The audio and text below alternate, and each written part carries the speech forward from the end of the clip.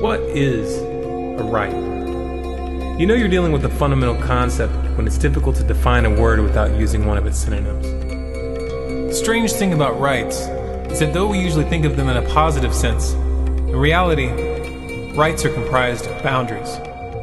Freedom of speech, for example, cannot exist unless boundaries are established which prevent those in power from murdering or imprisoning those who speak out against them. But who is ultimately responsible for upholding those boundaries? You might think that you have the right to your beliefs and to speak your mind. But what happens to those rights when a gang of armed men start moving from house to house, killing or kidnapping those that hold beliefs that they don't agree with? This is a scenario that's unfolded over and over again throughout history. It keeps repeating, not because history has been forgotten, but rather because it hasn't been properly understood. That which we most need to understand often hides behind questions that we don't want to answer. Do those who are being attacked have the right to defend themselves? Do they have the right to the means to defend themselves? Or should they just put their faith in the government?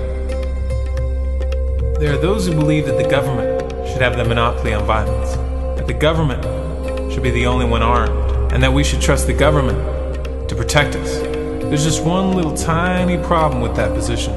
The gang of armed men doing the killing and the kidnapping usually is the government. It's the governments of the world who have initiated the genocides, the ethnic cleansings, the great mass murders.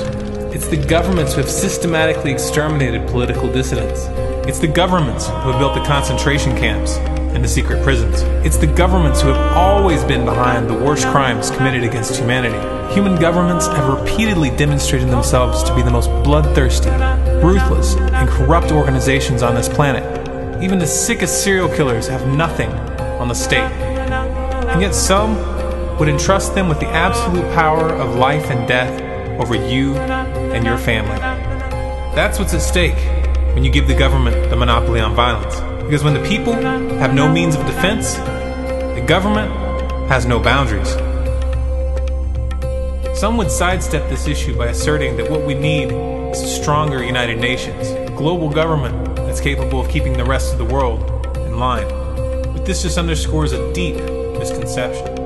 Government attracts tyrants, petty dictators, bullies, and psychopaths like manure draws flies. It always has, and it always will. And the more power associated with the position, the greater the attraction. Government attracts these types of individuals because it gives them an opportunity to exert power over other people. And for icing on the cake, they get a paycheck. What more could a psychopath ask for? Global government is the ultimate power, the power to run the world. So you can rest assured that the crazies will find their way in, and sooner or later, they'll be running it. Then who will protect you? Then who will you turn to? You can't resolve this issue by creating bigger and bigger governmental bodies. You can't buy safety by giving more and more of your power and rights away. The root of the issue is the monopoly on violence. And the solution is simple.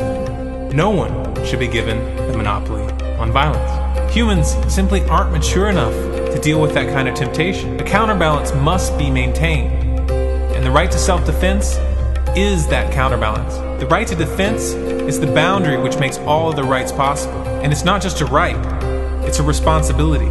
We are responsible for protecting our families and our communities. And we don't eliminate that responsibility when we hand it over to someone else. But the right to defense is meaningless without the means of defense. Therefore, the right to own and carry the means of defense is a core human right.